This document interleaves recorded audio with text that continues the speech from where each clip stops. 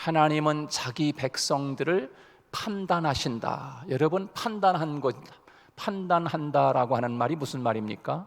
판단한다. 하나님은 하나님의 백성을 판단하신다라고 말씀하고 있는 것입니다. 누가요? 하나님이 하나님의 백성들을 하나님이 판단하신다. 물론 하나님 백성뿐만이겠습니까?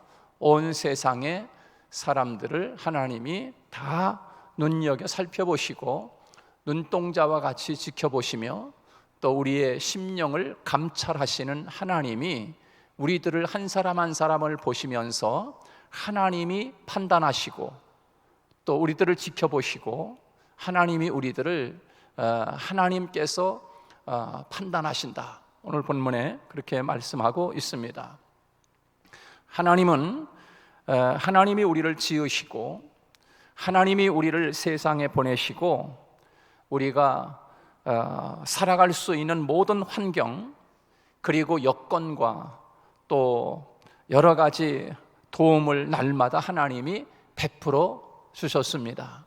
하나님이 우리를 지으실 뿐만 아니라 하나님이 우리들을 세상에 보내실 뿐만 아니라 하나님은 우리들로 하여금 지으시고 만드시고 세상에 보내주신 우리들에게 하나님이 때마다 시마다 그 모든 것을 하나님의 백성들이 살아갈 수 있도록 모든 것을 공급하시는 하나님, 그 하나님을 여러분 우리의 하나님으로 믿습니까? 하나님이 우리가 이 세상을 살아갈 수 있도록 모든 것을 다 공급해 주시는 하나님, 그 하나님이 저와 여러분의 하나님인 줄로 믿습니다.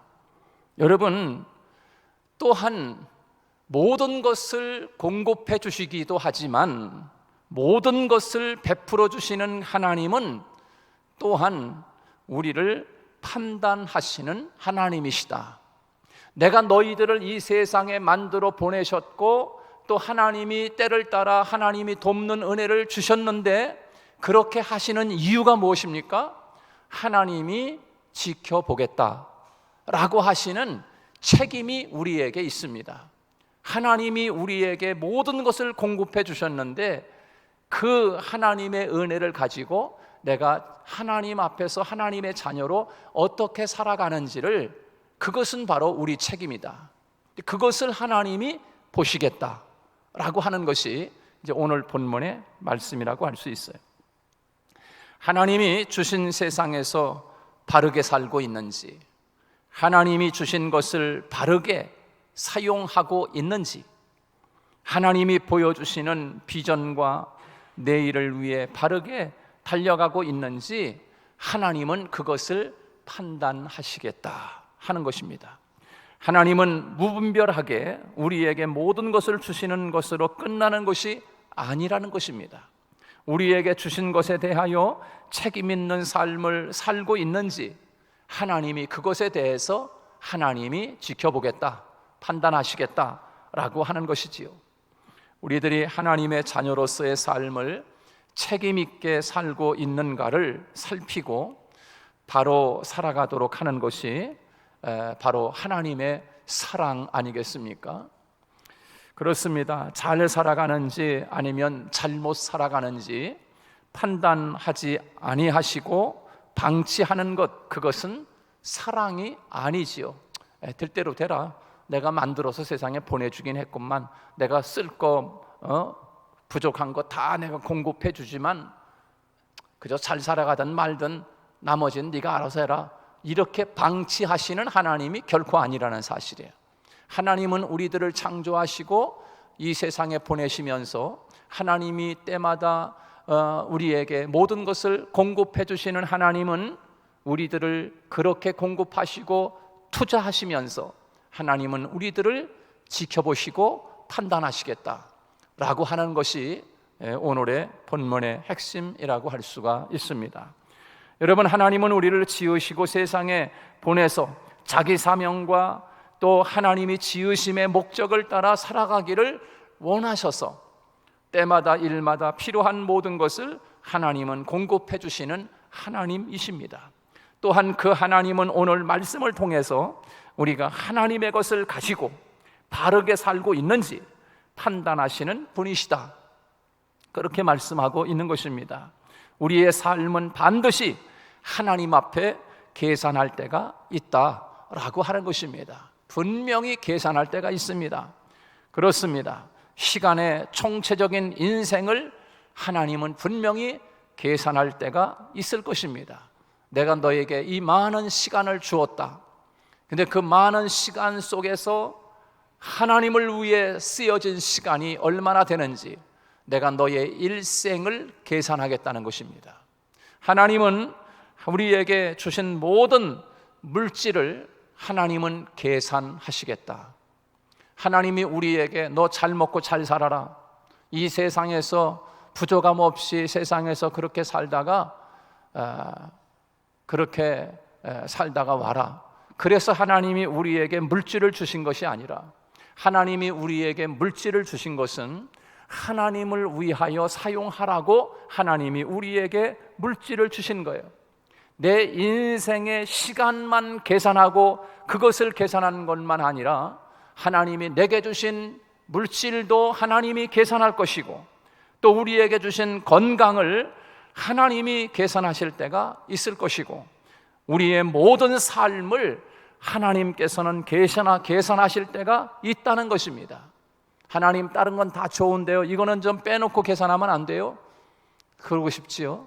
그런데 하나님은 우리에게 이런 은사도 주시고 어떤 사람에게는 이런 재능도 주시고 어떤 사람에게 이런 많은 물질도 맡겨주시고 그래서 하나님이 가장 필요로 할 때 하나님을 위하여 시간도 쓰고 가장 필요로 할 때 물질도 쓰고 가장 필요로 할 때 내 몸을 들여 헌신도 하는 그런 삶이 우리에게 꼭 필요하다. 그래서 하나님이 우리들을 만들어 이 세상에 보내시면서 하나님이 모든 것들을 하나님이 공급해 주고 계시다.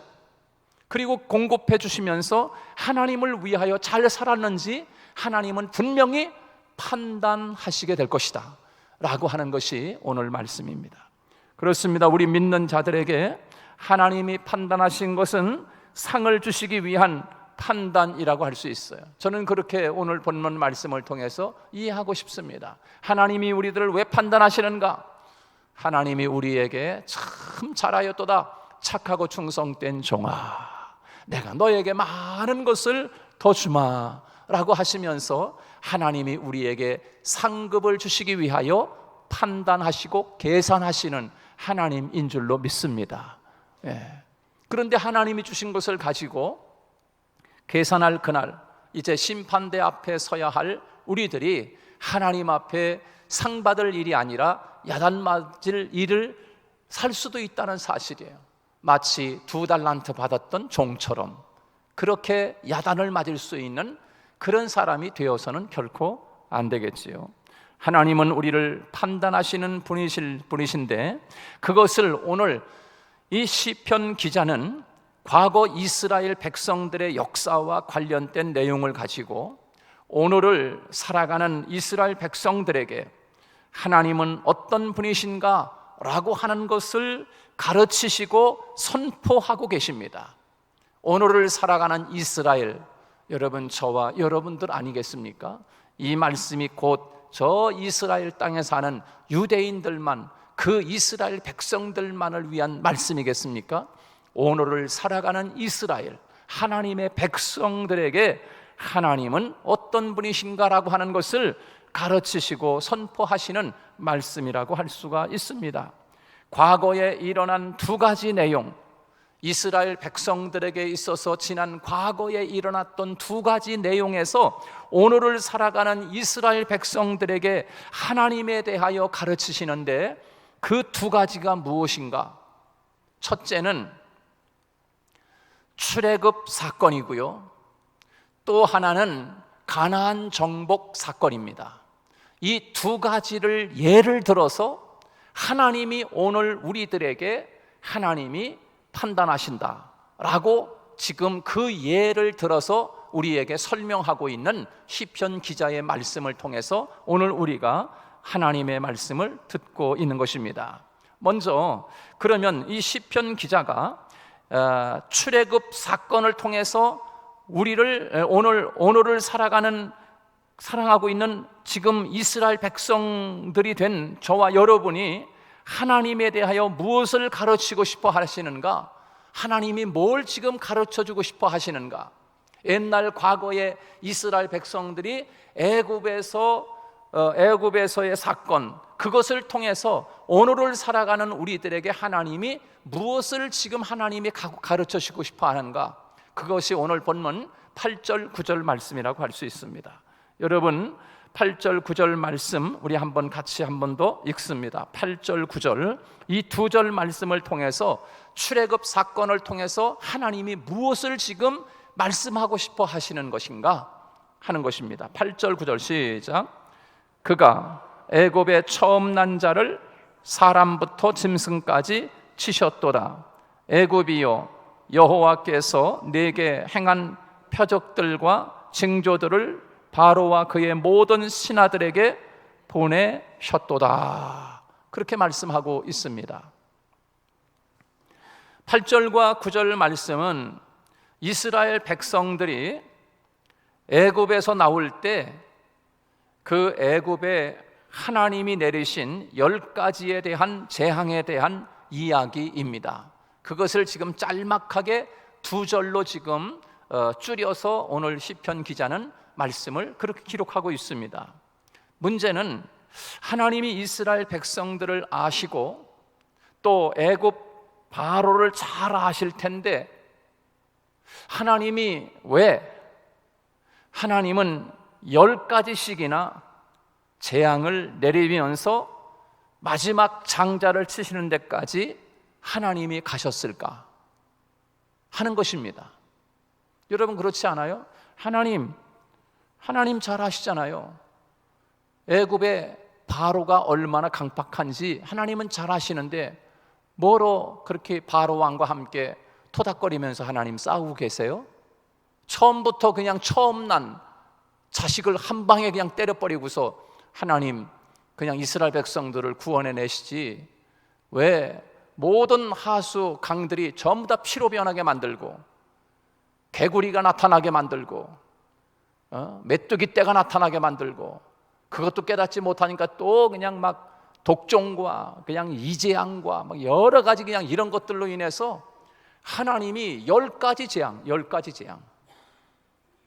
여러분 그렇게 생각 안 듭니까? 하나님 어차피 하나님 이스라엘 백성들을 구원하시고자 하신다면 빨리 하나님 한 번에 그냥 시간 끌지 말고 한 번에 그냥 10번째 재앙, 자식이 죽는, 첫째 장남이 죽고 모든 초태생 짐승이 죽어나가는 이 방법 그냥 한 번에 그냥 단번에 끝내버리시지 왜 하나님 첫 번째, 두 번째, 세 번째, 네 번째, 다섯 번째, 아홉 번째, 10번째까지 하나님 지금 뭐 하시는 거예요? 여러분 그렇게 생각이 들지 않습니까?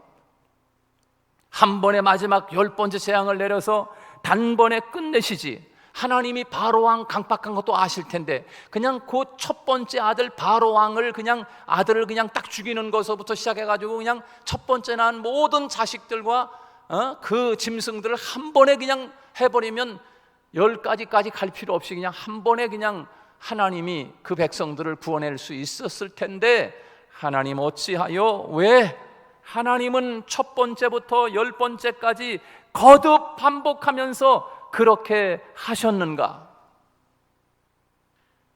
그것을 하나님의 사랑 때문이라고 하는 것입니다. 하나님의 사랑. 할렐루야. 그게 뭐가 하나님의 사랑이야? 10가지 재앙을 내리시는 것이 왜 하나님의 사랑이에요? 그러나 그것이 하나님의 사랑이라는 거예요. 사랑. 끝없는 하나님의 사랑이 10번씩이나 반복이 된 것입니다. 10번씩이나 반복이 된 거예요. 피로 물들이고 개구리가 나타나고 이가 나타나고 파리가 나타나고 우박이 쏟아지고 그냥 독종이 나타나서 모든 사람들이 부스러미가 나서 다 죽어나가고 이러면서 계속 하나님이 그들의 마음을 돌리도록 하나님이 쓰신 방법이 우리 눈에 볼 때에는 그것이 재앙이지만 그런 재앙이 한 번 올 때마다 9가지 재앙을 쭉 재앙이 계속 올 때마다 여러분 우리들이 눈으로 볼 때는 야, 이 나라의 큰 재앙이다 이렇게 생각할 수 있지 않습니까? 그런데 애굽을 향하신 하나님의 애절한 사랑이 10번씩이나 반복되는 사건으로 계속 나타나게 되었다. 하나님의 사랑이 10번씩이나 계속 찾아왔다는 거예요. 피, 개구리, 이, 우박, 독종 막 이러면서 하나님이 계속 그때마다 또 하나님이 사랑으로 찾아오시고, 두 번째 재앙 때 또 사랑으로 찾아오시고, 또 사랑으로 찾아오시고. 그런데 문제는 뭐예요? 결국 애굽 백성들이 당한 재앙은 하나님의 10번씩이나 반복되는 사랑을 거부하는 것이 재앙이다. 다시 말해서 그것은 곧 하나님의 사랑으로 다가왔는데 그 사랑을 거부한 거죠. 첫 번째, 싫어. 하나님의 사랑을 거부해서 싫어. 두 번째 재앙이 또 나타나 온 나라에 개구리 떼가 난리 법석이야. 그렇게 하나님이 사랑으로 또 다가오셨는데 그것도 거부해. 세 번째도 거부해. 네 번째도 거부하고 다섯 번째도 거부하고, 하나님의 사랑이 계속 그렇게 다가왔음에도 불구하고 그들은 하나님의 사랑을 거듭 거부하더라.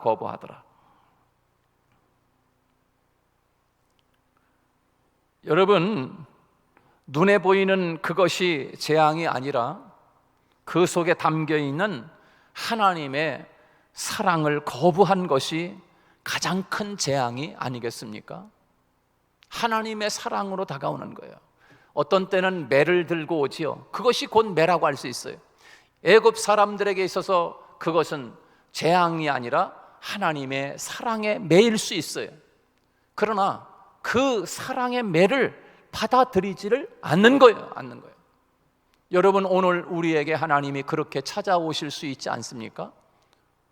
첫 번째, 두 번째, 하나님이 그렇게 사랑으로 다가오지만 그 사랑을 우리는 거부할 수 있다라고 하는 거예요. 결국 애굽 백성들이 당한 재앙은 하나님의 10번씩이나 반복되는 사랑을 거부하는 것이 재앙이 되었다. 눈에 보이는 그것이 재앙이 아니라 그 속에 담겨있는 하나님의 사랑을 거부하는 그것이 가장 큰 재앙이라고 할 수 있어요. 재앙. 하나님의 사랑을 받아들이지 않는 것, 그것보다 더 큰 재앙이 어디 있습니까? 오늘 이 땅을 살아가는 수많은 사람들이 세상에서 매일같이 일어나는 사건들, 또 징조들을 봅니다. 그 사건과 징조들을 말씀을 대조해서 보면 성경 말씀에 이미 하나님께서 예고해 주신 그런 내용들이 오늘 이 세상 역사 속에 계속 재현되고 있습니다. 그렇습니다. 하나님의 사랑이 이 세상을 향해서 끊임없이 선포되고 있는 것이지요. 끊임없이 선포되고 있는 거예요. 때로는 그것이 전쟁일 수 있어요. 때로는 그것이 큰 재앙일 수 있어요. 어떻게 보면 이런 재앙이 또 어디 있나 할 만큼 이 애굽 나라의 그 온통 하수와 강들이 전부 다 피로 변해 버린 나라에서 어떻게 살 수 있습니까? 여러분, 그것보다 큰 재앙이 어디 있습니까? 그렇게 하나님은 엄청난 큰 사랑을 가지고 다가오지만 그 하나님의 사랑을 거부한다. 그런데 이 땅의 수많은 사람들이 그렇게 하나님은 여러 가지 사건들을 통해서 그 옛날 애굽과 같이 피로, 개구리로, 이로, 메뚜기로, 우박으로, 독종으로 그렇게 그런 사랑으로가 아닌 다른 방법으로 하나님은 하나님의 사랑으로 지금 다가오지만 우리들이 때로는 그 사랑 앞에 거부하는 바로왕 같은 그런 강박한 우리들은 아닌가. 또 하나, 애굽에 내린 재앙은 그 땅을 살고 있는 이스라엘 백성들을 향한 하나님의 강력한 메시지입니다. 하나는 애굽 사람들을 향한 하나님의 끊임없는 애절한 사랑이고, 또 하나는 그 10가지 재앙을 통해서 주시는 이스라엘 백성들에게 주시는 하나님의 메시지가 뭡니까? 만약에 여러분, 이스라엘 백성들이 애굽에 있는 모든 강이 피바다가 되는 재앙을 하나 바라보고 애굽에 있는 이스라엘 백성들을 광야로 보냈다고 하면, 바로 왕이 아이고 안 되겠다, 야 이거 안 보냈다가는 우리나라 이거 괜히 큰일 나겠다, 피바다가 돼가지고서 사람이 먹을 물도 없는데 이러다간 다 죽겠구나. 만약에 그래가지고 애굽 왕이 첫 번째 재앙을 통해서 이스라엘 백성들을 단번에 그 피재앙을, 첫 번째 피재앙을 통해서 이스라엘 백성들을 애굽에서 다 보냈다고 하면, 여러분 추측 한번 해보시기 바랍니다. 여러분 어떻게 됐겠어요? 이스라엘 백성들은 광야로 나가자마자 하나님을 전부 배반했을지도 모릅니다. 하나님을 전부 배반할 수 있어요. 그들이 애굽에 430년 살면서 이미 믿음이라고 하는 것은 바닥이 났습니다. 그렇지 않겠습니까? 여러분 430년 살면서 완전히 강팍하게 이루 말할 수 없을 정도로 믿음이 완전히 바닥이 난 상태. 10가지 재앙이 내리는 것을 하나님이 그들에게, 이스라엘 백성들에게 보여주시면서 마지막 장자의 죽음이 일어나는 그 순간에 그 10가지 재앙을 보았던 하나님의 백성들인 이스라엘 백성들이 마음이 결단하고 누구를 알기를 시작하는가 하면 하나님을 비로소 알기 시작하는 거예요. 바닥난 자들, 하나님이 누구야?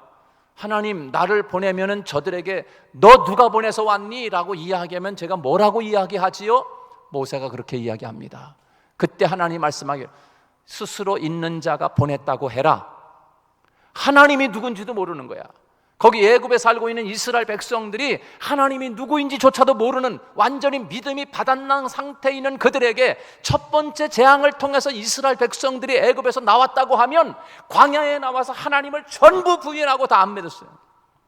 그런데 하나님은 그 10가지 재앙을 순서대로 하나님이 계속 이스라엘 백성들에게 보여주시면서, 시청각적으로 보여주시면서 진짜 하나님이라는 분이 진짜 있구나, 하나님이네, 진짜 하나님이 이렇게 하시고 계시구나 라고 하는 것을 비로소 이스라엘 백성들이 하나님에 대해서 알기 시작했다. 그리고 마지막 하나님이 주셨던 어린 양을 잡아서 이스라엘 가족들이 그것을 먹고 그날 하나님의 심판이 임할 텐데, 그것을 먹는 자들은 그 심판을 멸하리라 라고 하는 말씀을 믿기까지 그 마지막 양을 잡아서 너희들이 살고 있는 집 문설주에 다 발라. 그러면 너희들이 살고 있는 집에 자녀들 첫 번째 낳은 장자는 죽지 않을 거야 라고 하시는 하나님의 말씀이, 여러분 만약 10번째 재앙, 마다들이 죽어나가는 그 재앙을 제일 첫 번째 그냥 한 방에, 첫 번째, 두 번째, 세 번째, 네 번째, 10번째가 아니라 마지막 재앙인 그 10번째 재앙을 단 한 번에 이스라엘 백성들이 보는 앞에서 그렇게 했다고 하면, 여러분 우리 이스라엘 백성들이요, 여러분들을 가정에는 양을 잡아서 그것을 먹고 그 피를 여러분이 사는 문설주에 다 버리시오. 그러면 오늘 밤에 죽음의 사자가 여러분들을 넘어갈 것입니다 라고 하시는 그 말씀을 믿을 수 있었을까? 천만의 말씀이야. 그럴 리가 있어? 그래고서 분명히 귀찮아서도 양의 피를 그들의 문설주에 바르지 않았을 것이에요. 충분하고도 남지요.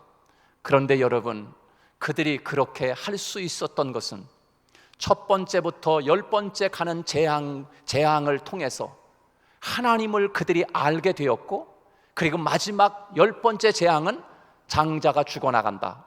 그러니 양을 잡아라. 그것을 먹고 그리고 그 피를 너희들의 문설주에 발라라 라고 하는 그 말씀이 씨가 먹힌 거예요. 씨가. 그러지 않았더라고 하면 여러분, 이스라엘 백성들이 그 말에 순종했을까요? 저는 순종 안 했을 거라고 생각해요. 그러니까 10번째 10가지 재앙은 뭐예요? 하나님이 그렇게 힘이 없어? 바로 왕하고 뭐 다투는 거야? 뭐야 이게? 거듭거듭 10번씩이나 우리가 그렇게 생각할 수 있을지 몰라도 하나님 편에서는 이렇게 세심한 하나님의 사랑과 배려가 이스라엘 백성들에게 있었음을 우리에게 말씀해 주고 있는 것 아니겠습니까? 여러분, 만약에 우리에게도 마찬가지 아니겠습니까? 너 하나님의 직분자 받은 자로서 하나님을 위해서 살라라고 말씀하셨는데 하나님이 그렇게 살지 않아. 그때 하나님이 첫 번째로 탁 터치하고 또 두 번째 한번 탁 터치하고, 여러분, 이렇게 터치하는 것이 하나님이 우리를 향하신 거듭 찾아오시는 하나님의 사랑인 줄로 믿습니다. 사랑인 거예요. 사랑인 거예요. 만약 누구든지 하나님이 판단하시는 분이신데 하나님이 딱 보고 있다가 너 하나님 말씀대로 살지 않고 있구나, 그래가지고서 한 번에 그냥 그들에게 10번째 마지막 재앙을 딱 내려버리면 어떻게 할 거예요? 꼼짝없이 그냥 죽는 것이요. 사랑하는 여러분, 첫 번째부터 9번째까지는 바로에게 준 메시지예요. 메시지라고 할 수 있어요. 마지막 10번째는 바로에게 준 것이 아니라 이스라엘 백성들에게 주는 메시지 아니겠습니까? 이스라엘 백성들이 첫 번 하나님의 음성을 듣고 메시지를 들었다고 하면 아마 이 어린 양을 잡아먹고 문설주에 피를 바르는 사람이 몇 명이나 되었을까? 이 시대에 하나님이 수없이 많은 하나님의 말씀에 따른 징조를 보여주시는 까닭은 우리를 가르치시기 위함인 줄로 믿습니다. 나는 나야, 스스로 있는 자야 라고 하는 것을 하나님은 10가지 재앙을 통해서 하나님 자신을 가르쳐 주듯이 하나님은 오늘도 하나님이 거듭거듭 우리에게 찾아오셔서 또 일러주시고 또 깨닫게 해주시고 또 더 깊은 하나님을 알게 하시는 하나님의 교육에 우리가 깊이 깨닫고 분별할 줄 아는 지혜가 우리에게 있어야 합니다. 하나님의 말씀에 반응하는 우리가 되게 하기 위하여, 하나님의 말씀에 반응하는 우리가 되게 하기 위하여 우리를 가르치시는 것 아니겠습니까? 우리들을 가르치시는 거예요. 반응하도록 하기 위해서. 우리들이 하나님이 주시는 메시지와 하나님이 주시는 말씀 앞에 얼마나 우리 자신을 앞세우는지 모릅니다. 얼마나 불순종하고 하나님의 말씀을 받아들이지 않습니다. 말씀을 받아들이지 않습니다. 오늘 시편 말씀을 통해서 오늘을 살아가는 이스라엘 백성들에게 과거 출애굽에 있었던 사건을 통해서 그때 당시 하나님의 마음이 무엇인지, 그때 하나님이 왜 그렇게 이스라엘 백성들과 애굽 사람들 그 손에서 구원해내기 위해서 하나님이 왜 첫 번째부터 10번째 재앙까지 왜 하나님이 반복하며 그렇게 끊임없이 재앙을 내리고 찾아오셨는지, 그거에 담긴 그 하나님의 속마음을 오늘 시편 기자는 오늘 시편을 기록하면서 그것을 지금 전하고 있는 것입니다. 그걸 전하고 있는 거예요. 무엇에 대한 회복입니까? 하나님의 사랑에 대한 회복입니다. 믿음의 회복이 아니겠습니까? 오늘 그것을 회복하고 살아가라는 것입니다. 하나님이 끊임없이 찾아오시는 그 사랑, 오늘을 우리를 향하신 하나님의 메시지를 통해서 우리의 믿음이 성장하고 하나님의 사랑을 받아들이는 사람들이 되라라고 하시는 오늘 본문의 말씀입니다. 두 번째로 오늘 본문 말씀을 통해서 하나님은 첫 번째는 애굽 사건을 통하여 주시는 첫 번째 하나님의 마음, 두 번째는 가나안 정복, 그것을 통해서 주시는 하나님의 마음을 오늘 우리가 알기를 원하는, 또 그것을 깨닫고 말씀을 기록한 오늘 시편 말씀인 것이에요. 여러분, 오늘 10절로 11절 말씀은 우리 한번 같이 읽어봅니다. 10절 11절 말씀 다 같이 읽습니다. 시작.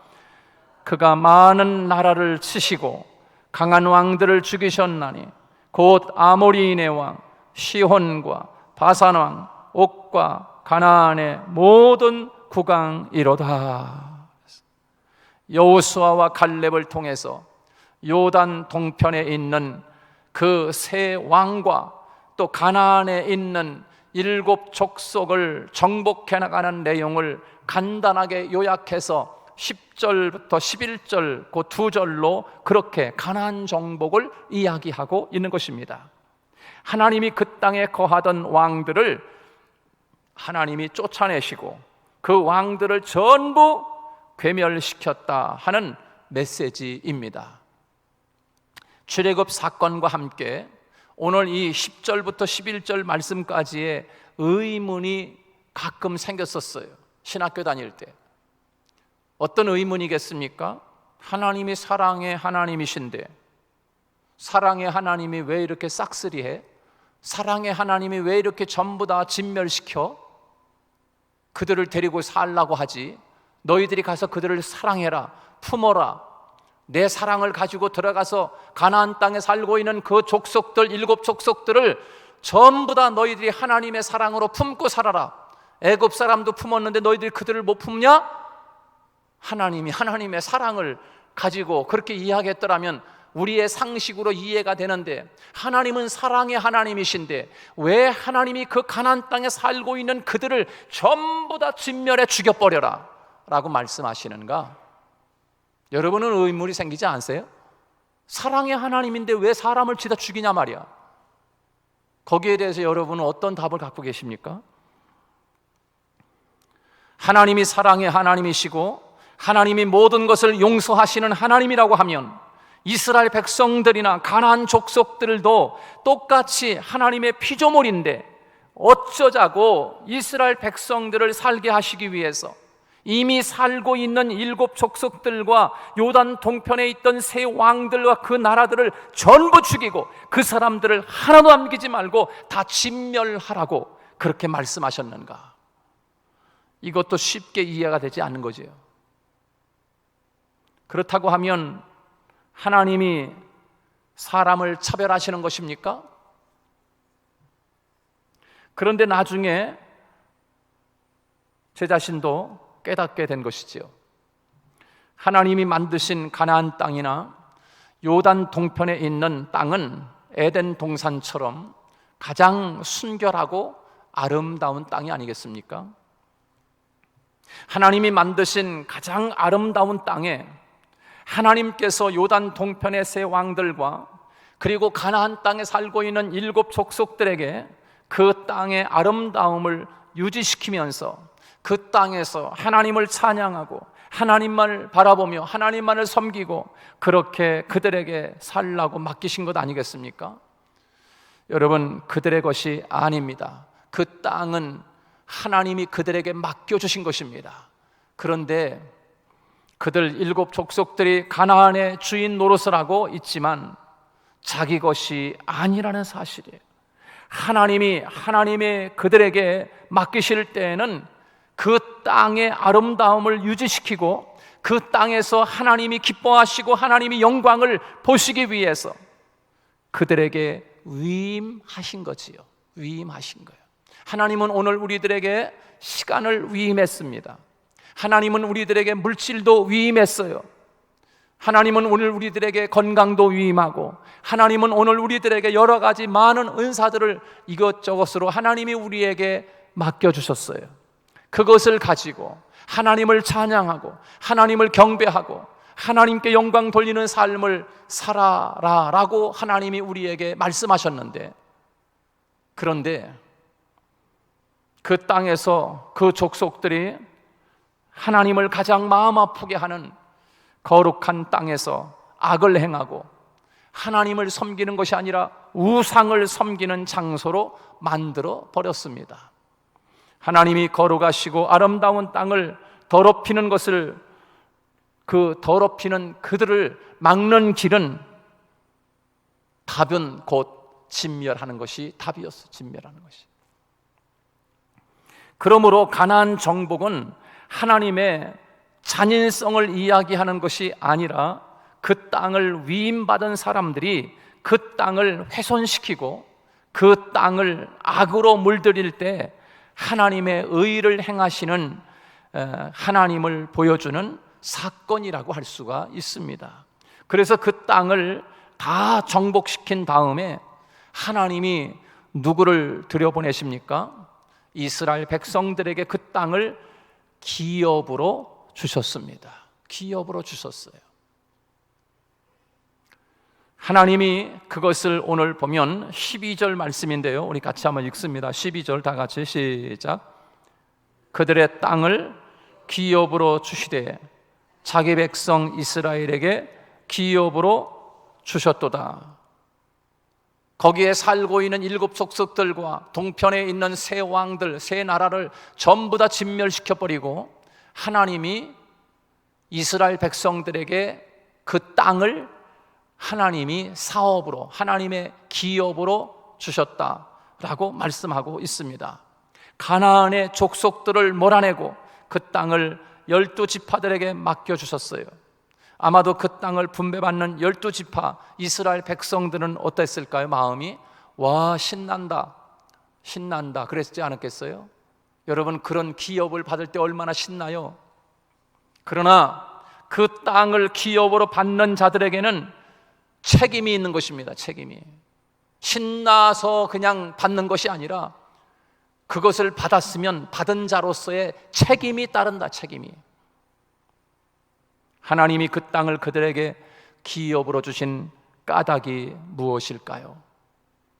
그 땅에서 너희들은 애굽 사람들처럼 하나님의 사랑을 거부하고 외면하면 어리석은 자들이 되지 말라 라고 하는 하나님의 메시지 아니겠습니까? 그리고 가나안 땅을 기업으로 주었는데 그 7 족속처럼 그 땅을 더럽히는 그런 악을 반복하지 말라라고 하시는 하나님의 책임이 기업으로 준 그 선물 가운데 들어있는 거 아니겠습니까? 그런데 이미 그 선물을 받고 그 기업을 받고 오랜 시간이 지난 후에 남유다와 북이스라엘이 그들이 하나님을 바로 섬기지 못하고 우상을 섬김으로 말미암아 북이스라엘이 아수르에 망하고 남유다가 바벨론에 완전히 망하고 큰 어려움을 겪게 됩니다. 여러분, 하나님이 이스라엘 백성들에게 기업을 주신 이유가 바로 거기에 있는 것이지요. 책임이 있다.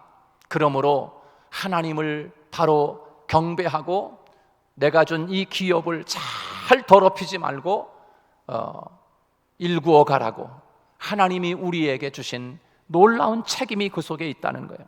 하나님이 우리 한올몬 교회를 하나님이 저와 여러분에게 맡겨주신 거예요. 너희들이 내 교회를 든든하게 세워가라 라고 하나님이 우리에게 맡겨주신 거예요. 이 목사에게 맡겨주실까요? 여러분 모두에게, 우리 모두에게 하나님이 맡겨주신 거예요. 그래서 오늘 결론의 말씀은 하나님이 그 가나안 땅을 기업으로 주실 때 아버지 하나님이 어떤 마음을 가졌는가, 그 마음을 오늘을 살아가는 우리들이 회복하고 살아가야 된다라고 하는 것을 우리에게 말씀하고 있는 거지요. 그것이 무엇입니까? 바로 그것이 오늘 14절입니다. 14절을 회복하라는 거예요. 다 같이 우리 14절 마지막 시작. 여호와께서 자기 백성을 판단하시며 그의 종들로 말미암아 위로를 받으시리로다. 그렇게 말씀했어요. 여호와께서 자기 백성을 판단하신다는 거예요. 판단하시겠다. 내가 너희들에게 이제는 기업을 줬으니까 잘 들어라. 잘 지난번 가나안의 7 족속들처럼 거룩한 땅을 더럽히거나 하나님께 영광 돌리지 않는 삶을 산다고 하면 분명히 내가 판단할 거다. 하나님이 기업으로 줄 때는 거기에 책임이 있다는 사실을 잊지 말라고 우리에게 말씀하고 있는 것입니다.